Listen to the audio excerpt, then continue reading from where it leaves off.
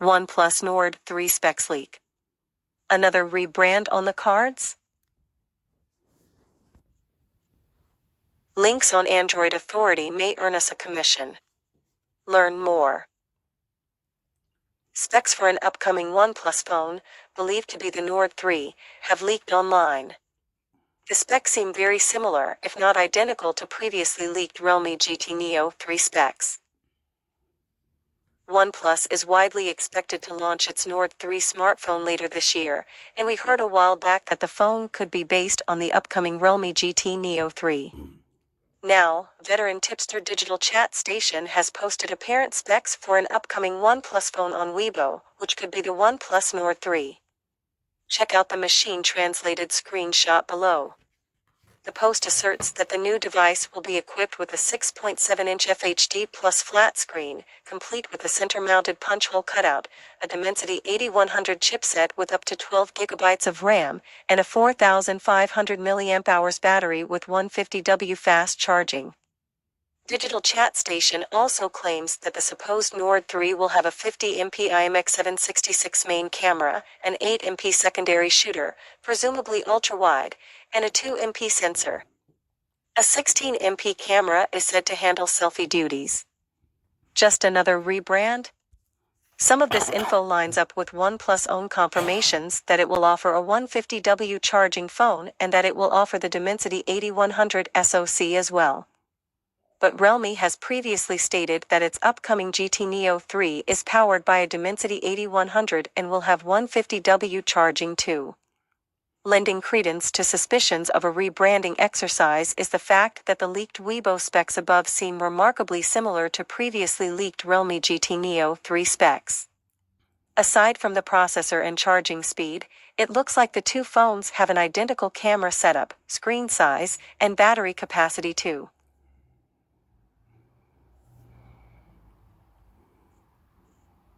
You told us.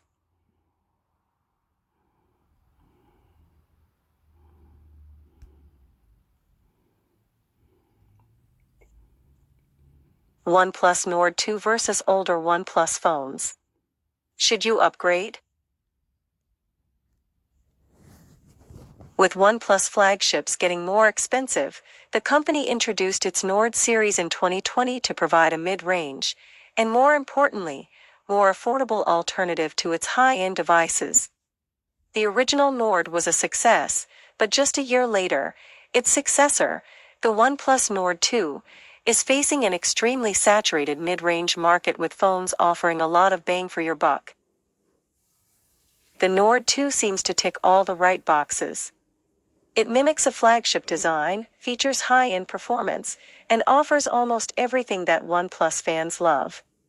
However, is the OnePlus Nord 2 a worthy upgrade compared to OnePlus older devices? We look at how the Nord 2 stacks up against all the OnePlus smartphones that came before it to see if it's time for you to upgrade. OnePlus Nord 2 versus OnePlus 6, 6T and older. The OnePlus 6 and 6T were the last of the company's flagship killer era. The OnePlus 6T, in particular, was an extremely popular device, offering the right mix of high-end specs and features with a price tag that was hard to beat. Despite how much the smartphone landscape has changed in the last few years, the OnePlus 6 and 6T don't feel old, with these devices setting design and feature trends that continue to this day. The OnePlus 6 was the first from the company to feature a notch to house the front-facing camera, and with the 6T came the water drop notch and an under-display fingerprint scanner. The curved glass back and near bezel-less front hold up as well. The Snapdragon 845 processor backed by 8 GB of RAM is still a capable processing package. While the camera was never OnePlus' strong suit, the dual camera setup is more than serviceable. That said, there's plenty that shows the age of these phones. The display's 60Hz refresh rate is distinctly old school compared to current alternatives. And the 20W charging, while warp charge at the time, feels quite slow now when pitted against the 65W fast charging of devices like the Nord 2. Of course, you won't get 5G support either, but that's not really a big deal unless you live in an area with a strong 5G signal. OnePlus also delayed its Oxygen OS 11 rollout, with the phones expected to receive the software update later this year. Unfortunately, that is also the end of the road for these devices, with neither expected to get Android 12. There are plenty of reasons why the OnePlus Nord 2 is worth buying if you're still rocking the OnePlus 6 or 6T. You get a faster processor, a better display with a higher refresh rate, better cameras, and faster charging.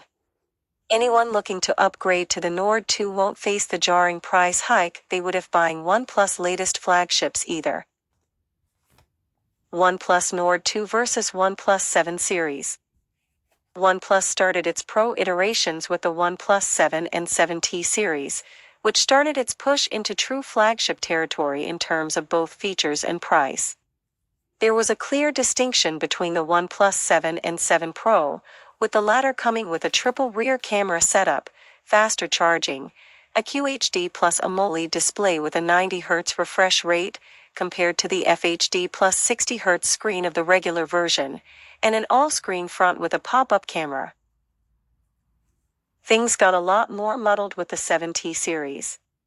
The 7T Pro was largely an iterative update, with the only difference being the upgrade to the Snapdragon 855 Plus processor. OnePlus also brought the best features of the Pro editions, except for the display resolution and the design, to the regular 7T. Even though these phones are from 2019, they aren't particularly far behind the Nord 2. The Snapdragon 855 and 855 Plus still hold up really well. You get 8 GB of RAM, and these phones will likely get an upgrade to Android 12. The 7 Pro, 7T, and 7T Pro all come with 90Hz display refresh rates, and the Pro editions feature a higher resolution than the Nord 2. You also get triple camera setups across the board, and the Nord 2 doesn't come with an IP rating or wireless charging either. The Nord 2 has a few advantages, of course, courtesy of being a newer release. It's a better performer, you get much faster charging, and the cameras are better, even though real-world performance isn't up to the mark just yet. The Nord 2 will also get software updates faster. If you already have the 7T or the Pro editions and are considering an upgrade, you might be better off with the OnePlus flagships unless you're looking for an affordable option. OnePlus Nord 2 versus OnePlus 8, 8 Pro, and 8T.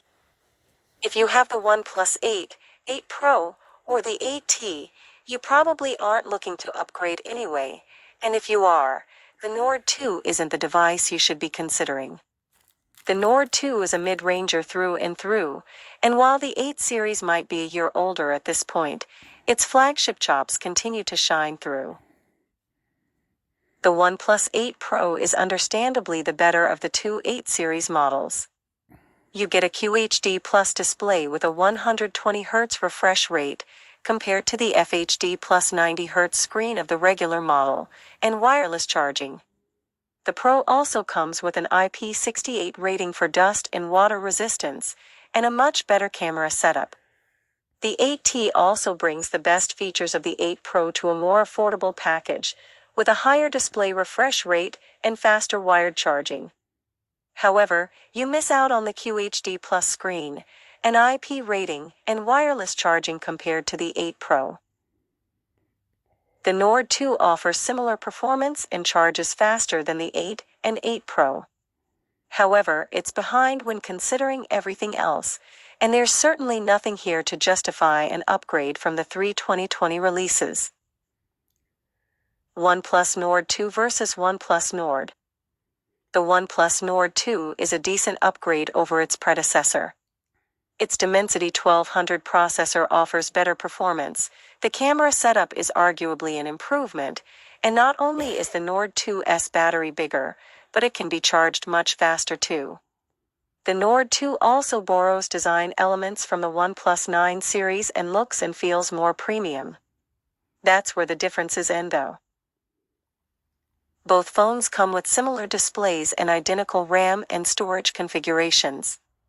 The older Nord has more cameras as well, with a quad camera setup on the back and dual front-facing shooters, compared to the triple camera package and single front-facing unit of the Nord 2. However, the number of cameras is no indication of quality, and the Nord 2 will likely be the better of the two after OnePlus sorts out some launch day issues with software updates. This is the only matchup that really matters among OnePlus' more recent releases. Even then, if you have the OnePlus Nord, it might be too soon to upgrade to its successor, and there isn't enough here to make the jump just yet. OnePlus Nord 2 versus OnePlus 9 series. This comparison is a no-brainer. The OnePlus 9 and 9 Pro are the company's latest flagships, and are obviously better than the Nord 2. There's absolutely no reason why you'd want to get the Nord 2 if you already have a 9 series phone. The 9 and 9 Pro come with the Snapdragon 888 under the hood, a 120Hz display refresh rate, identical batteries, and the same wired charging speeds. For the first time, OnePlus also brings wireless charging to the non-Pro model, even though you get much faster 50W wireless charging with the 9 Pro. The 9 Pro also has a higher resolution display, an IP68 rating for water resistance, and a better camera package. The Nord 2 actually doesn't look that different from the regular OnePlus 9. It even keeps the primary cameras from its flagship sibling. However, that's where OnePlus' partnership with Hasselblad for its flagship series makes all the difference. The Nord 2's camera capabilities aren't anywhere near the 9 series, for now at least, despite similar hardware. And that's disappointing because the camera is the only area in which the Nord 2 could potentially match the flagships. The only reason you should consider the Nord 2 is if you haven't bought a 9 series phone yet, and if you're looking to save a whole lot of money. At close to $1,000, the Nord 2 is less than half the price of the 9 Pro and quite a bit cheaper than the regular 9. And that's pretty much the only saving grace for the Nord 2 compared to the current OnePlus flagships. Should you upgrade to the OnePlus Nord 2? The problem with a mid-ranger is that it's difficult to justify an upgrade compared to what were all flagships at the time.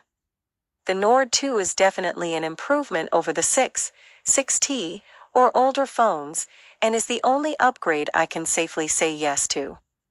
It has its advantages over the 7 and 7T series, but unless you're looking for a more affordable option, the Nord 2 isn't the upgrade you're looking for.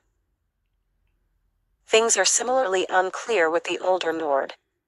The Nord 2 is the better phone, but the Nord isn't old by any means, and it might be too soon for an upgrade. Finally, there's absolutely no reason why you'd want to switch to the Nord 2 if you already have the OnePlus 8, 8 Pro, 8T, or either of the two 9 series smartphones. Will you be upgrading from an older OnePlus smartphone to the OnePlus Nord 2? Let us know in the comments.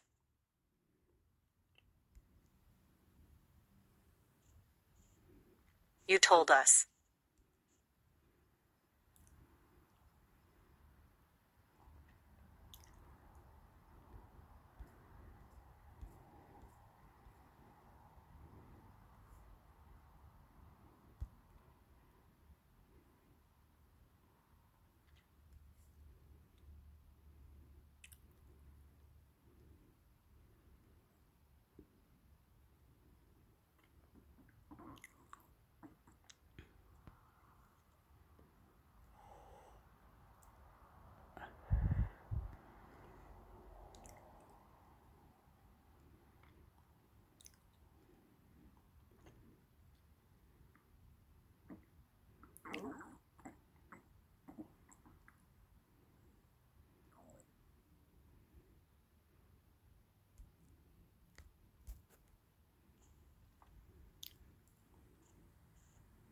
OnePlus 9 Pro review.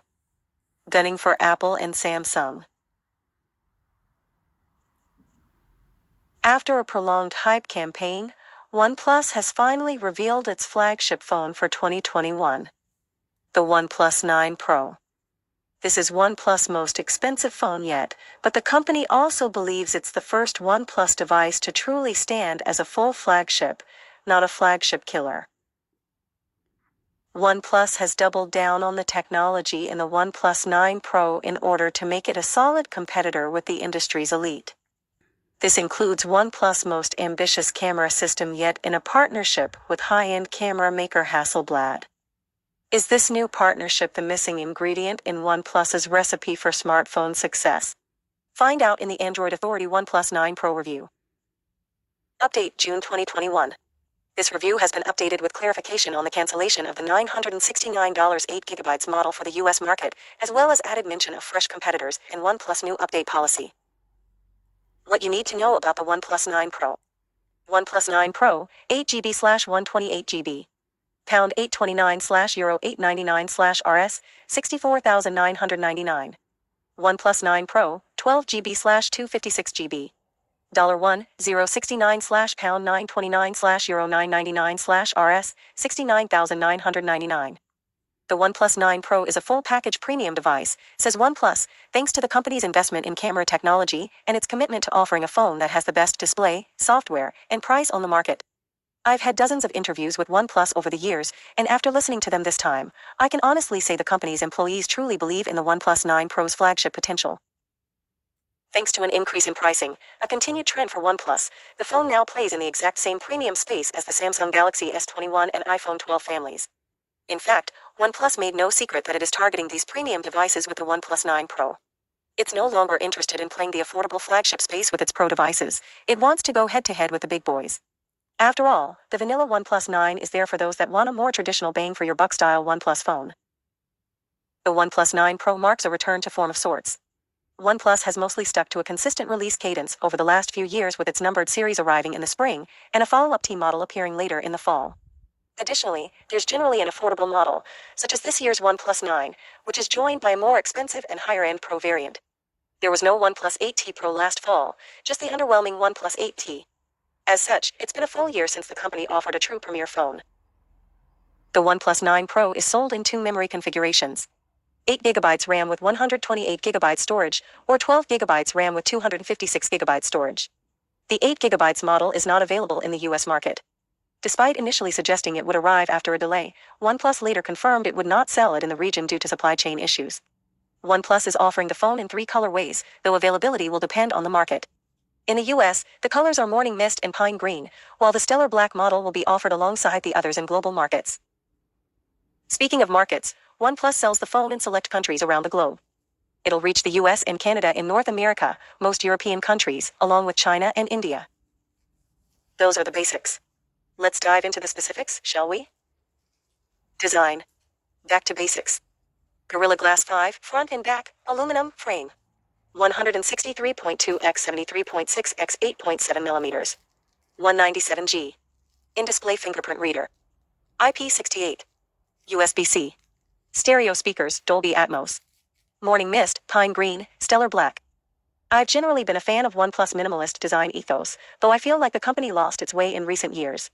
The OnePlus 3, 5, and 6 series were simple and cohesive, but the OnePlus 7 and OnePlus 8 families were a bit too much for my tastes. The 9 Pro sees OnePlus returning to its roots in the best way possible. Burdenless design is OnePlus marketing speak for the 9 Pro's handsome looks. Two 3D curved glass panels, both Gorilla Glass 5, sandwich a thin aluminum frame. The curves are gentle, and the glass mates perfectly with the metal along the seams. It makes for an incredibly comfortable hand feel. I'd have preferred to see the latest Gorilla Glass Victus standard here. Considering OnePlus' intention of taking on the very best, it'd have been fair to expect the same glass as the similarly priced Galaxy S21 Plus. The frame itself is 2.2mm thick along the side rails, and it widens to nearly the full 8.7mm thickness at the top and bottom ends. Silky smooth glass means the OnePlus 9 Pro is crazy slippery. I strongly suggest you use a case to protect the phone. OnePlus has its own selection of excellent first-party cases, but there are plenty of other options too. The Morning Mist colorway I have is gorgeous. It transitions from near black at the bottom edge to near white at the top edge with a mirrored finish that rivals the stunning Oppo Find X3 Pro's good looks. I really like it. Thank goodness OnePlus kept the camera module design in check. The module is still sizable, but it doesn't jut out from the rear glass as much as, say, the Samsung Galaxy S21 Ultra or Xiaomi Mi 11 Ultra camera modules do. Moreover, the lens arrangement is tasteful and simple in just the right ways. OnePlus carried over many of the phone's other design elements from previous generations. For example, the alert slider is present and accounted for. This switch makes it easy to adjust from silent to vibrate to ring or on. The screen lock/power button is just below the switch on the right edge of the phone. You'll find the volume toggle gracing the left edge. Both these buttons have excellent travel and feedback. A USB-C port is centered on the bottom edge and is flanked by the SIM card tray on the left and the downward-firing speaker on the right.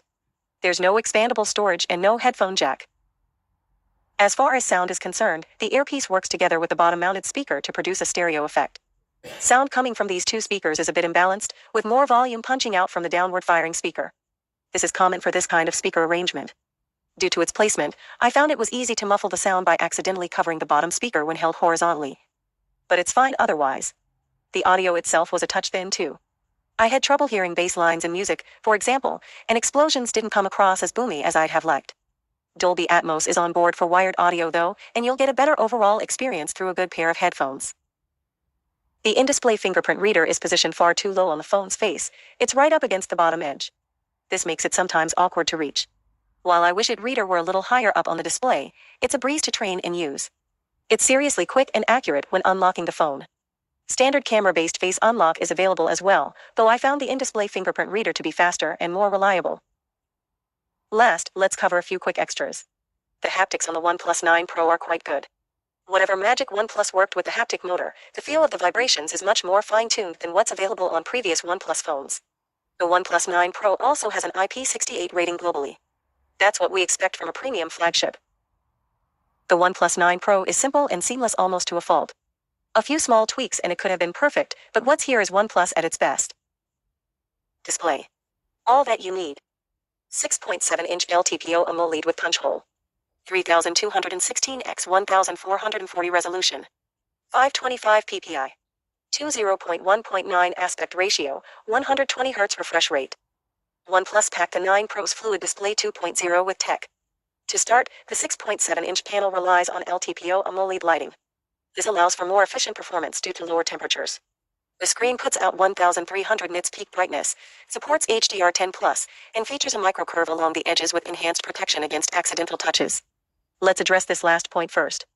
The curve is absolutely reduced when compared to the OnePlus 7 Pro and 8 Pro, which makes it much better for typing and rejecting accidental touches. It's not a perfect implementation, but it's an improvement for sure. Then there's the speed. The LTPO tech allows the display to range from a 1 Hz refresh rate up to 120 Hz, depending on what content you're looking at. This lets the screen scale power usage even further. OnePlus claims its variable refresh rate screen draws half as much power as a full-time 120 Hz panel. You can also lock the refresh rate at the standard 60 Hz if you want. The 60 Hz setting is static or non-variable. It's most obviously visible when scrolling up and down in apps such as Twitter or YouTube. The scroll stutters some rather than flowing smoothly like it does with the 120 Hz setting. In addition to the high refresh rate, the screen includes a 360 Hz response rate, which OnePlus is calling HyperTouch. It basically means the phone is that much better for gaming, and OnePlus scored 4 titles to support the top response rate at launch, including PUBG Mobile and Call of Duty Mobile. How does it all look? Fantastic. The device is set to 120 Hz at Full HD Plus resolution out of the box, and it really impresses. It's incredibly smooth when scrolling or panning around websites or other content. Your eyes won't notice that the phone isn't taking advantage of its full Quad HD Plus resolution. It's very clean and crisp. Brightness is excellent, colors are on point, and the display's temperature is set accurately. With the resolution dialed up to the full QHD Plus resolution and maximum frame rate, it simply stuns, albeit at a significant hit to battery life. I tested some high-res Netflix content and several games and came away impressed. Compared to the already excellent displays found on the Samsung Galaxy S21 Ultra and Xiaomi Mi 11, the OnePlus 9 Pro can absolutely hold its own. Last, you have lots of control over the behavior of the screen in the software. In addition to blue light filters, you can set color effects, motion graphics smoothing for gaming, reading mode, dark mode, as well as the ambient or always-on display settings. The OnePlus 9 Pro display delivers everything we've come to expect from modern Android flagships, and then some. Performance. Geared for greatness. Qualcomm Snapdragon 888. Adreno 660. 8GB/12GB LPDDR5 RAM. 128GB/256GB storage.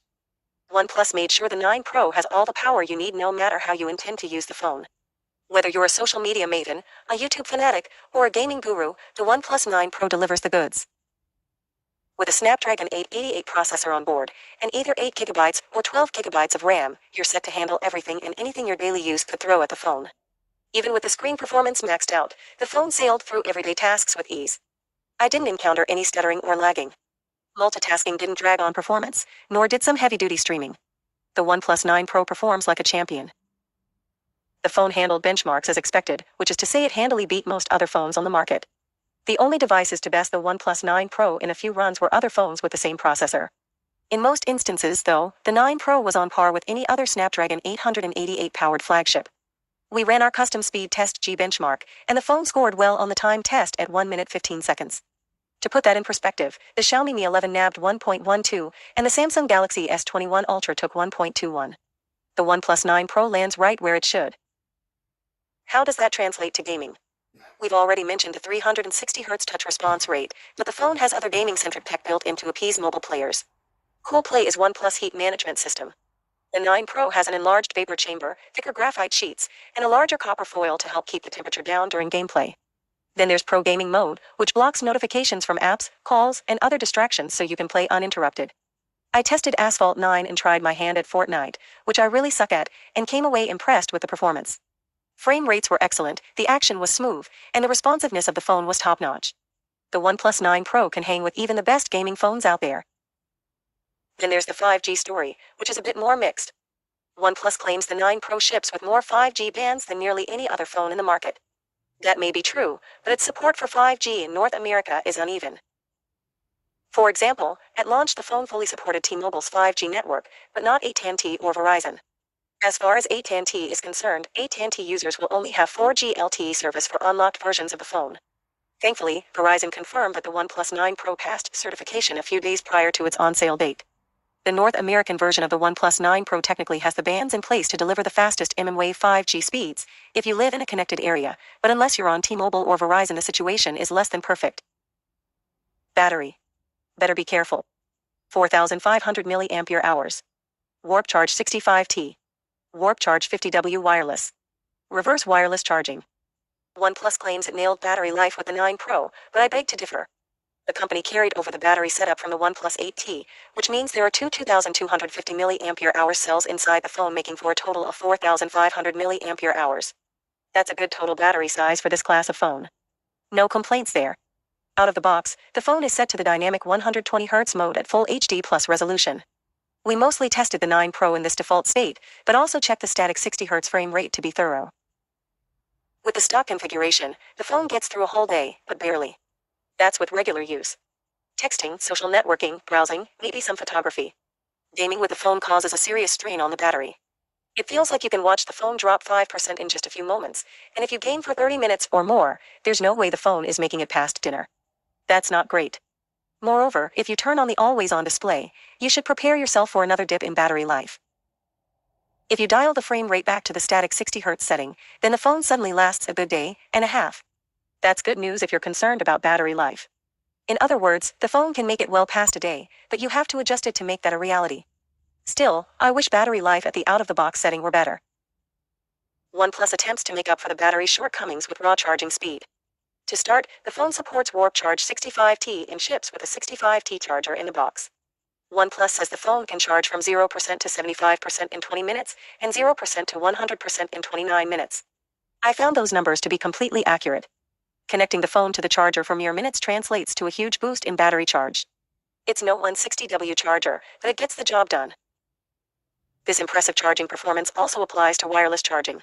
The phone supports Warp Charge 50 wireless, which is 50W charging when on the OnePlus-made wireless charger.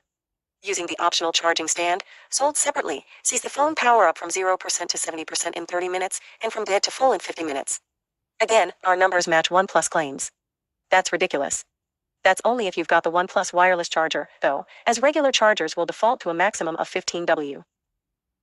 Whether you're using OnePlus proprietary wired or wireless connection, if your OnePlus 9 Pro is nearly dead when you get home from work, charging it for just a little bit while you make dinner or get ready to go out will be enough to get you through the rest of the evening.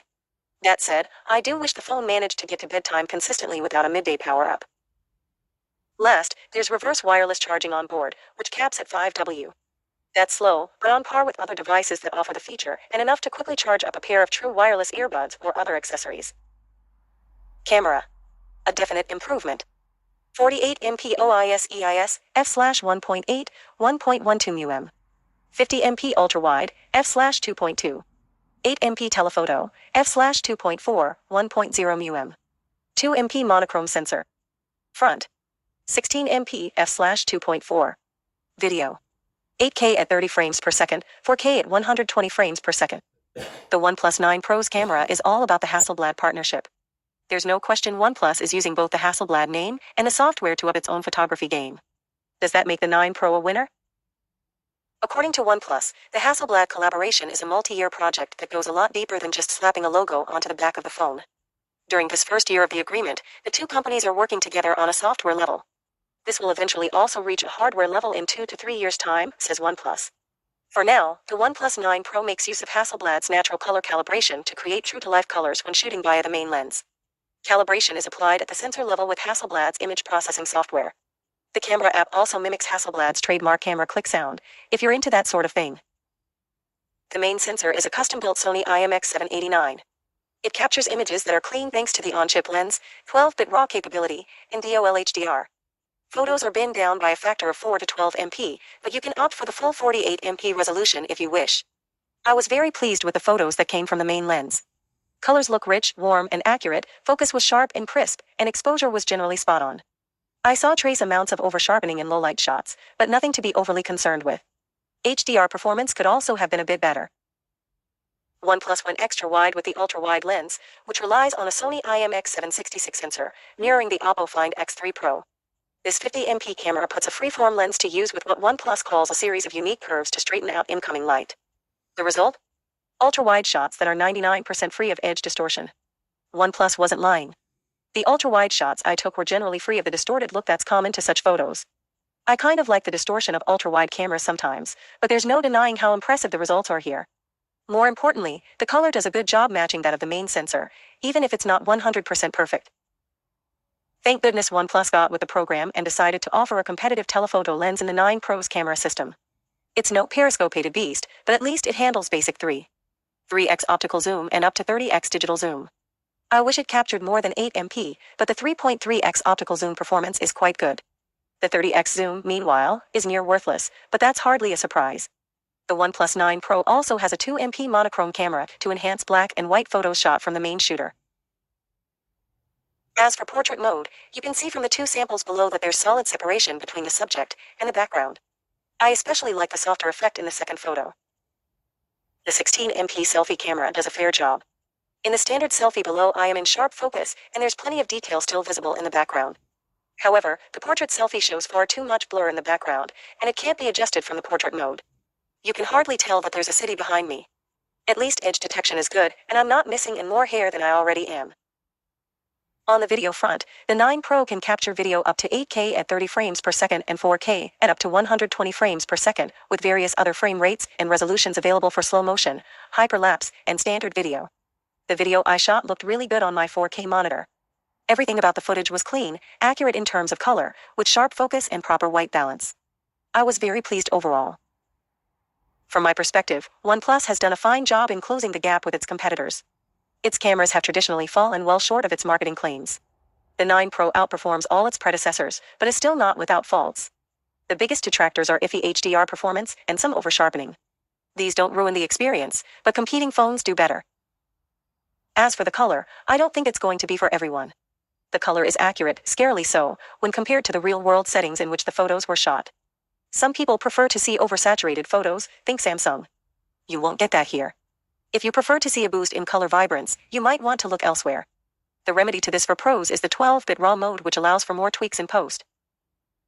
The camera app is mostly carried over from the existing Oxygen OS 11 app that's already available to other OnePlus phones. Astute observers will note that the shutter button is Hasselblad orange, rather than the typical white.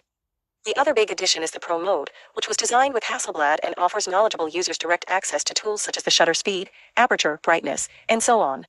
This is how you capture the 12-bit RAW photos if you want them. For a closer look at what the OnePlus 9 Pro camera can do, you can check out the full-resolution camera samples in this Google Drive folder. Software. This Oxygen is clean. Android 11. Oxygen OS 11.2. OnePlus user interface skin, Oxygen OS, is usually a fan favorite. The company's philosophy is to create smooth, fast experiences with its software. Though not everyone is enamored with the Android 11-based Oxygen OS 11, I find it's a fine platform for the phone. Some users didn't like the change in core system fonts from Roboto to OnePlus Sans, for example, as well as the UI's revamped use of white space. For a long-time OnePlus user, I suppose these changes could be jarring. If you're coming from a OnePlus 8, chances are you're already using Android 11 anyway. Things I dig include the always-on display, the clean look, the simple touches, and the raw speed. You can customize nearly everything about the user interface in a way that suits you. There's practically no bloatware at all save for Netflix, which you cannot delete, only disable. If there's one thing worth bringing up, it's the new Turbo Boost 3.0 memory optimization tool. This refreshed task manager is able to keep 25% more apps open and running in the background without needing to put them to sleep. OnePlus did this by compressing the data in the RAM and using some of the unused storage like RAM. The result cannot be denied. The phone manages background tasks more efficiently, and it is less aggressive at killing apps you might want to keep running. As for long-term support, OnePlus typically offers 2 years of Android upgrades and 3 years of security patches, but the company has recently updated its policies. Moving forward, the OnePlus 8 series and newer devices, including the OnePlus 9 Pro, will receive 3 major Android updates and 4 years of security updates. OnePlus 9 Pro specs. Value and competition. You've seen the prices. You know the competition. Is there value here? That question has never been tougher to answer when it comes to a OnePlus phone. The OnePlus 9 Pro is the company's most expensive phone ever, but it thinks it's priced just right. With a starting cost of $1,069, the OnePlus 9 Pro is playing just above Samsung Galaxy S21 Plus and iPhone 12 Pro territory and bordering on the likes of the Galaxy S21 Ultra and iPhone 12 Pro Maximum. Other flagships with similar prices, specs, and features include the Oppo Find X3 Pro from OnePlus' sister company. Which should you choose? I think the Oppo Find X3 Pro has the best design out of all these phones, but the OnePlus 9 Pro is a close second. It's a really appealing piece of hardware. With Snapdragon 888 chipsets across the board for Android's top devices, in the US, at least, performance is more or less even when it comes to the OnePlus 9 Pro, Galaxy S21 Plus and Ultra, Find X3 Pro, and the Mi 11. OnePlus software experience is also still a key draw. However, many of its rivals offer better battery life, even if only marginal. Photography, as is often the case, is the main differentiator between the very best. In this group, I think the iPhone 12 Pro Max and Galaxy S21 Ultra are still the standouts. That said, the performance of the OnePlus 9 Pro is easily comparable with the Find X3 Pro, Galaxy S21 Plus, and Mi 11. Each has pros and cons when it comes to photography, so personal preference will be a big factor here. You can get a better feel for how the cameras compare directly in our shootout. If you're looking for something smaller and cheaper, you have the Asus Zenfone 8 to consider. This tiny titan offers everything a flagship does in a smaller, more compact package. OnePlus has done a commendable job with the OnePlus 9 Pro, and even the more expensive model has a fair asking price considering all you get. It's not quite up to par with the very best of the best, but it's closer than OnePlus has ever been in the past. It's no longer a flagship killer, even if it's not quite the ultimate killer flagship.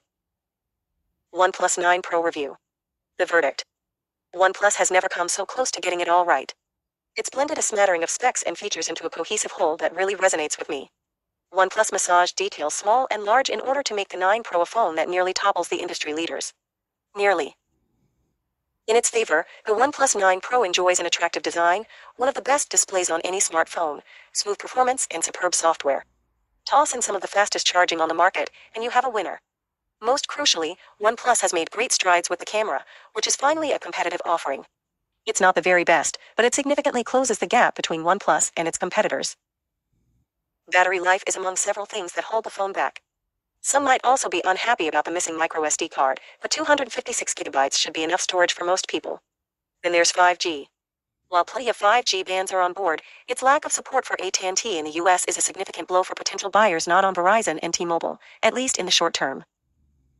Even with these flaws, there's no doubt that OnePlus has crafted a classic. The OnePlus 9 Pro is its best effort in years and one wholly worth considering even with its $1,000 plus price tag.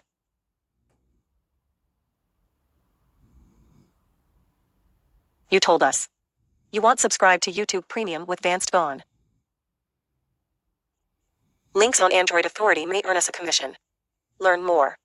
Vanced was arguably the most popular third-party YouTube app on the market, but a legal threat from Google resulted in the app being discontinued a few days ago. A developer said that Vanced should continue to work for roughly 2 years or so, but we're guessing that Google could make changes to YouTube to speed up its demise. In any event, we posted a poll in our news story asking whether readers would subscribe to YouTube Premium now that Vanced is gone. Hey, raise how that survey went. Will you subscribe to YT Premium now that Vanced is gone? Results. The poll attracted over 9,500 votes since being posted on Monday, and it turns out that the overwhelming majority of respondents, 93%, won't be subscribing to YouTube Premium now that Vanced is discontinued. It's easy to understand this sentiment, as many Vanced users likely downloaded the app to get some premium perks for free to begin with, e.g. ad-free playback, background listening. And with several alternative third-party apps out there, we're guessing many Vanced users will explore these options first.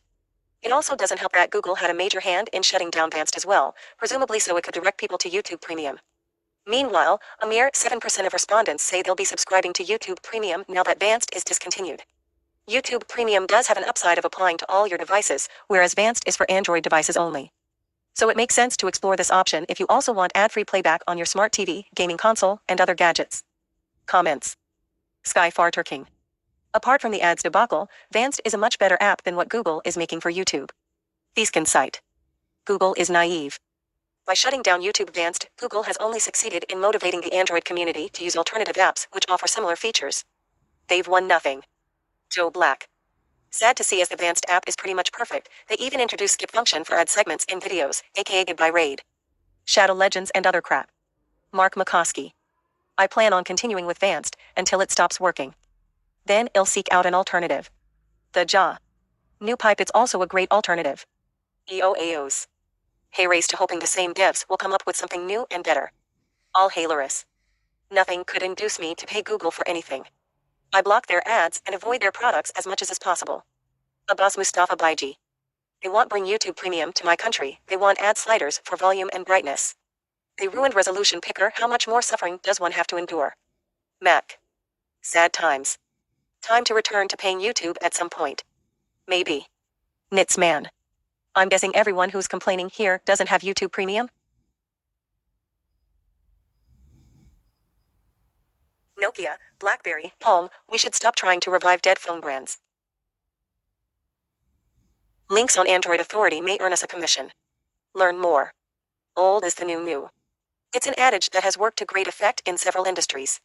Fashion, for example, always comes full circle. Volkswagen's revival of a classic camper van is another example of the everlasting appeal of some ideas. But an idea isn't representative of a brand as a whole.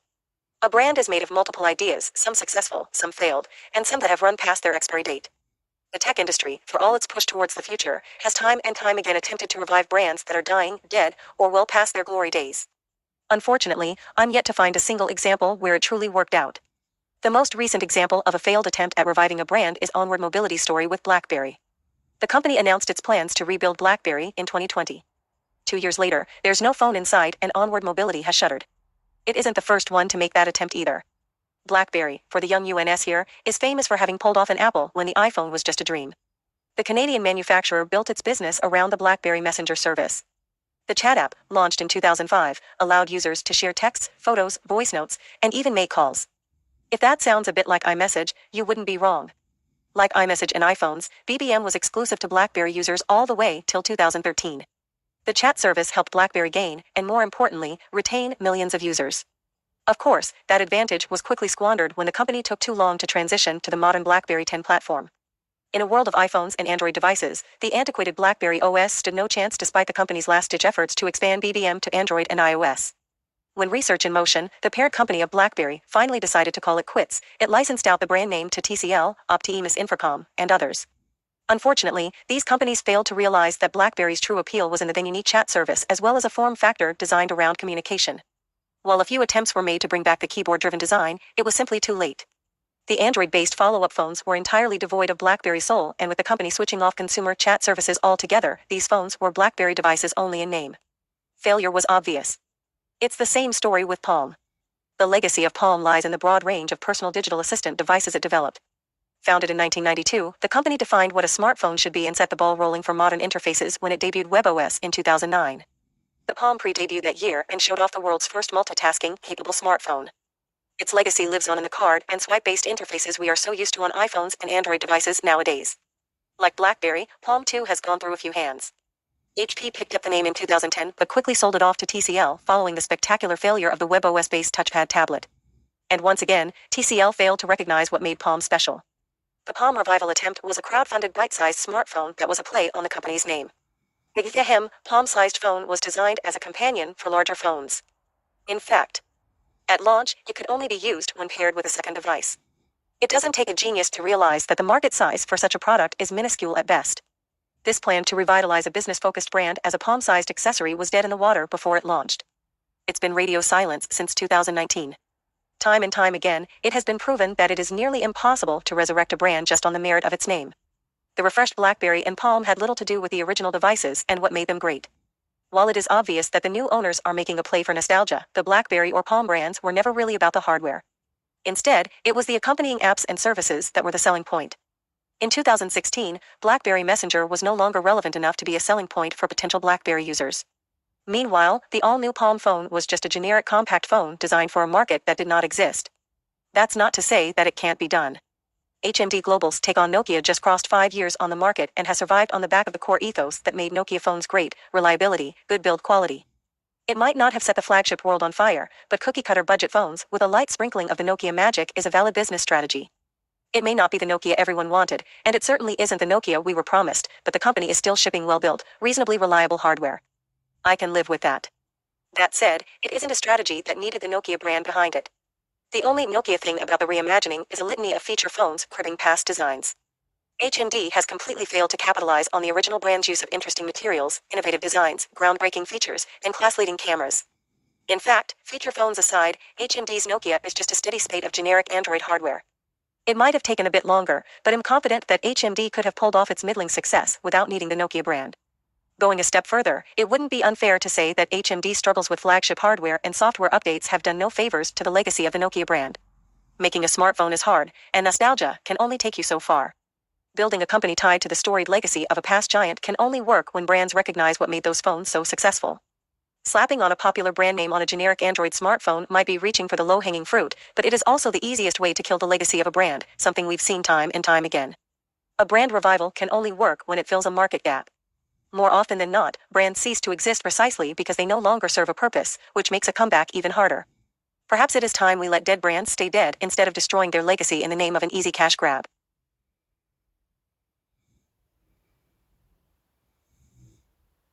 Samsung Galaxy A73 announced. 108MP camera comes to the A series. Links on Android Authority may earn us a commission. Learn more. Samsung has stealthily launched the Galaxy A73. One major upgrade is the switch to a 108MP main camera. Samsung has unfortunately swapped out the A72S3X telephoto camera for a depth sensor. The Samsung Galaxy A53 was the star of the show at the company's launch event yesterday, appearing alongside the A33, but it turns out that Samsung also quietly launched the Galaxy A73 too. The Galaxy A73 obviously picks up where the Galaxy A72 left off, albeit being a 5G model.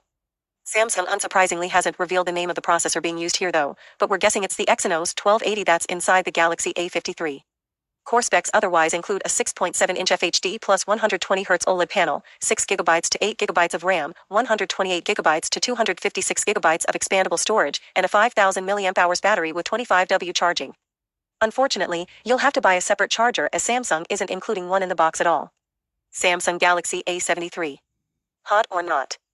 We also see notable changes on the back, as the Galaxy A73 ditches its predecessor's 64MP primary camera in favor of a 108MP camera, with OIS.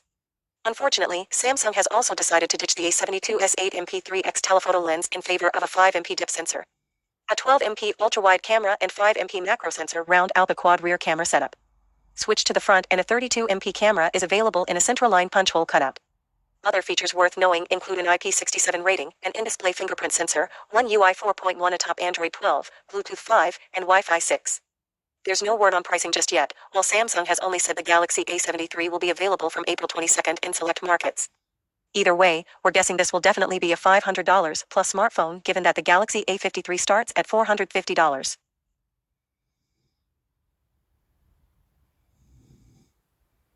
15 Best Android Emulators for PC and Mac of 2021.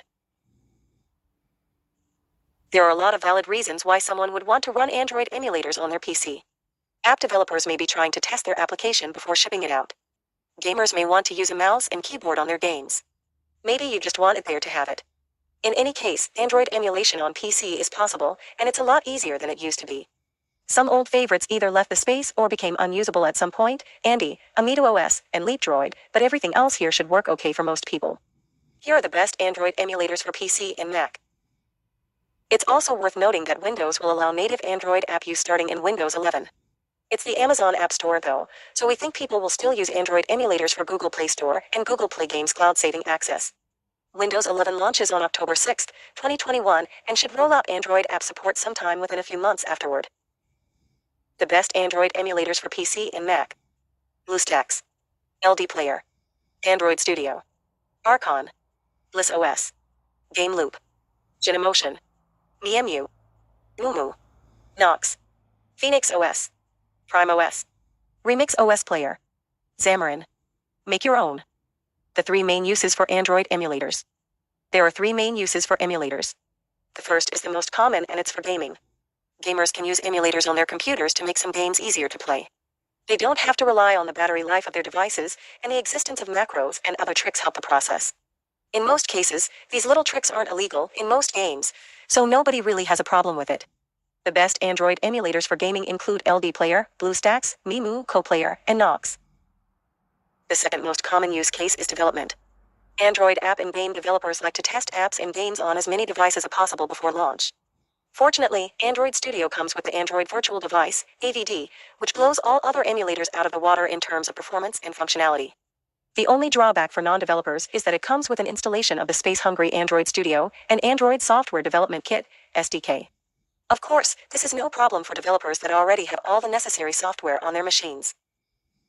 The final main type is productivity.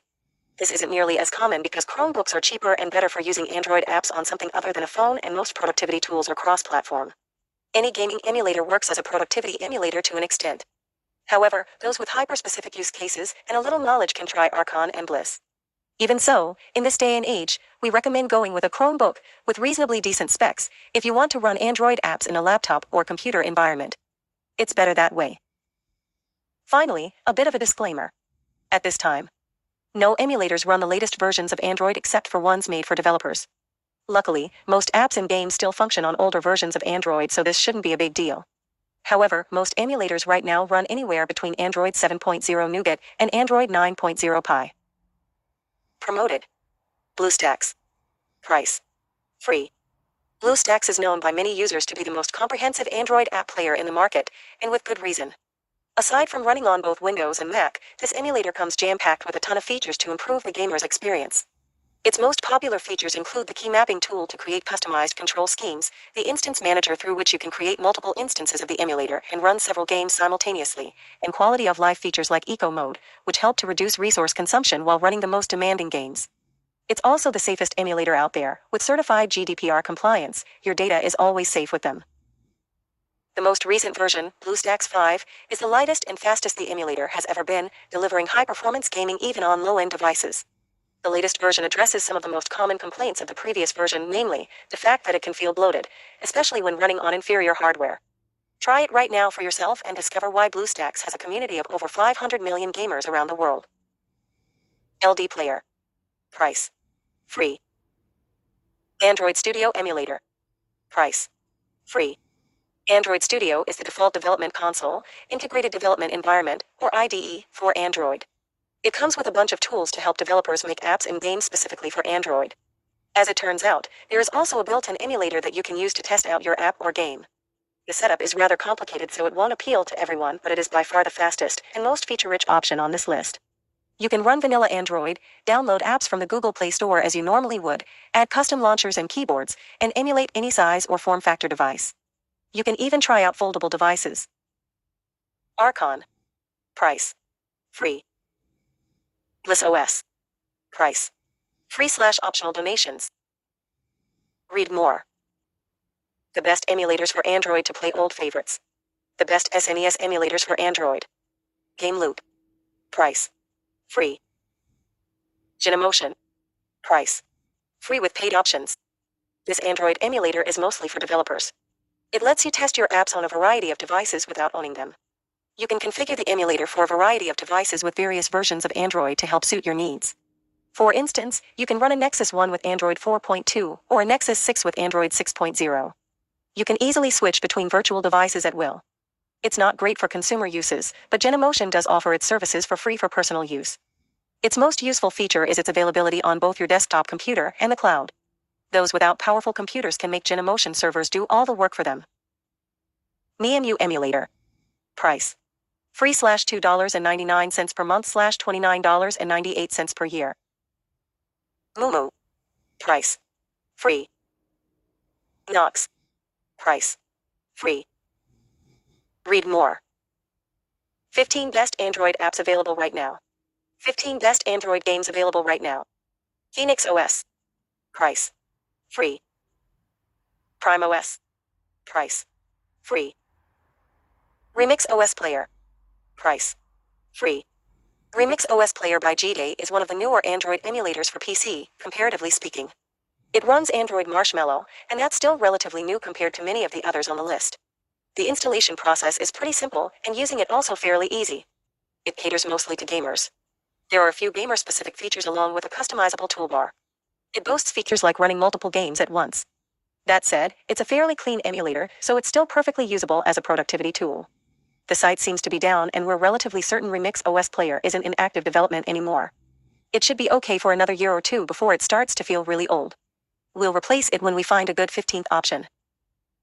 Xamarin. Price. Free/enterprise options. Xamarin is an IDE similar to Android Studio. The difference is that it can plug into things like Microsoft Visual Studio for an even larger development environment, for better or for worse. Also, like the Android Studio, this comes with a built-in emulator for app or game testing. In case it wasn't readily apparent, we only recommend this one to developers. The setup is simply too tedious for regular consumer use. Xamarin's emulator is not as powerful as something like Genemotion, but it'll get the job done if you intend on using this, and it's also configurable for your needs. It's free for personal use. Companies and larger teams may have to negotiate a payment plan. Make your own. Price. Free, usually. As it turns out, you can build your own emulator. Here's how it works in a nutshell. You need to download VirtualBox, linked above. You then have to download an image from android-x86.org. From there, it's just a matter of finding one of the mini guides online and following the steps. This is easily one of the more difficult methods, but still not quite as tedious or difficult as setting up a whole IDE like Android Studio or Xamarin. We don't recommend you try without a tutorial and a little prior knowledge. It won't work well, it'll be buggy, and unless you're a coder, it'll be difficult to fix. Still, it'll be yours to customize as you please, and who knows, maybe you'll make and release an emulator that'll adorn this list someday. If we missed any of the best Android emulators for PC, tell us about them in the comments. You can also click here to check out our latest Android app and game lists. Here are what happened to some old classics from the list. LeapDroid was purchased by Google and no longer operates. AMI DuoS closed its doors officially on March 7, 2018. You can still try it out, but you have to browse the official subreddit for download links. Andy began using some seriously not great development tactics, including suspected Bitcoin mining without user permission. We don't know if it's from the third-party installer or from the Andy developers, so, until that whole situation resolves, we're keeping it off of the list. Droid 4X used to be one of the best options, and its later builds are still available. However, it is no longer actively updated, so we removed it from the list. CoPlayer is an outstanding Android emulator for gamers. However, the website appears to be down as of the time of this writing. If it comes back up by the time we update this piece again, we'll gladly add it back to the list. UWave, a once popular option, has fallen out of favor because it runs much older versions of Android than most of its competitors. You can still get it at the link, but it's not in active development, so it won't get any more updates. Most of the rest simply haven't been updated or in active development in years and don't really work well anymore with newer operating systems and hardware. If we missed any, let us know in the comments. Thank you for reading. Try these out too. Okay, I'm out of here. Sorry, bye. I'm gonna do. Oh God, subscribe, God, subscribe.